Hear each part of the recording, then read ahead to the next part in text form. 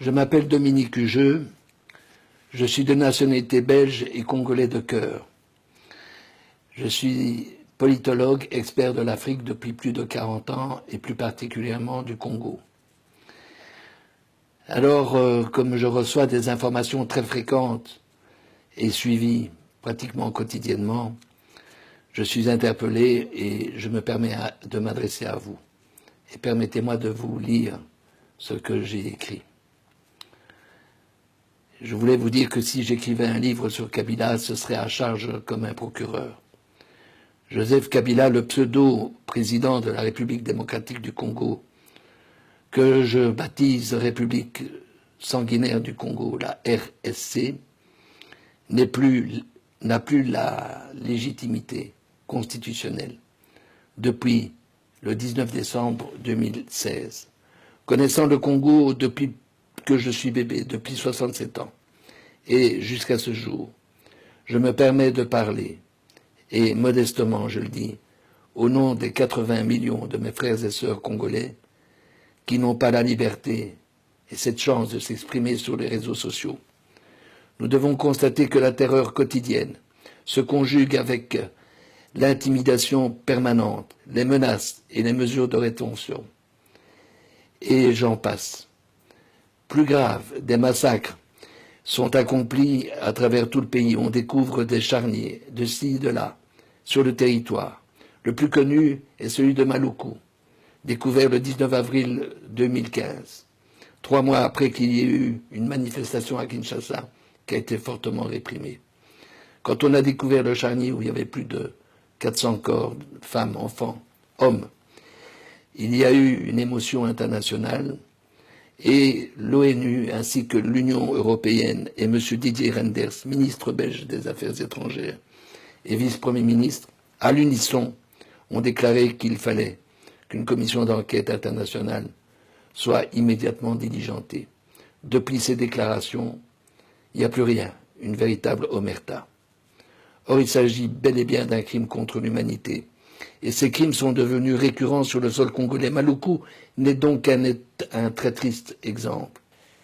En fait, Joseph Kabila n'a plus de réel pouvoir. Ce général de pacotille, qui a été fait général en 6 mois en République de Chine, est en réalité sous la tutelle de plusieurs États voisins. L'armée congolaise est encadrée par les officiers rwandais qui donnent des ordres. La République sanguinaire du Congo, telle que je l'ai baptisée, n'a plus de souveraineté, cette souveraineté chérie par le peuple congolais. Et puis, il faut avoir l'honnêteté intellectuelle pour reconnaître que la Belgique a joué un rôle néfaste en installant Joseph Kabila sur le trône d'une monarchie présidentielle en 2001.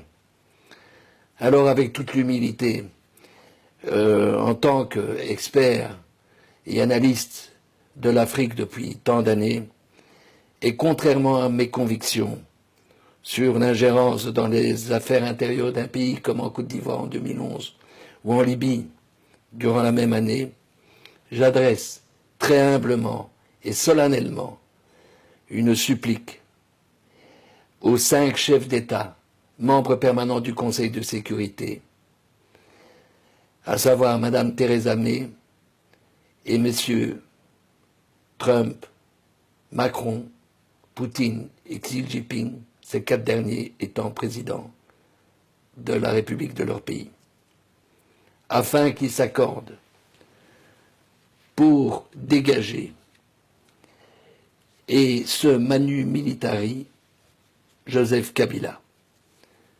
Je prétends que c'est un devoir universel pour éviter un nouveau génocide dont on ne peut pas deviner l'ampleur. Je leur demande de le remplacer pour une période transitoire de 2 ans par un homme qui a une grande expérience politique, qui soit intègre, connu, apprécié par ses compatriotes, et figurez-vous, il y en a encore. En 2 ans, ce président transitoire, j'insiste sur le caractère transitoire, avec une équipe de personnalités expérimentées et intègres, peut remettre le pays sur les rails et permettre au peuple congolais de retrouver la sérénité et également sa dignité. Ce nouveau président sera un rassembleur, mais pas un diviseur.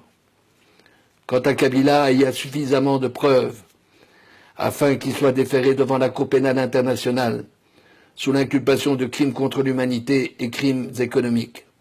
Quand on sait qu'en 15 ans, il a accumulé une fortune colossale, proche des 20 milliards d'euros, à travers la création d'une septantaine de sociétés.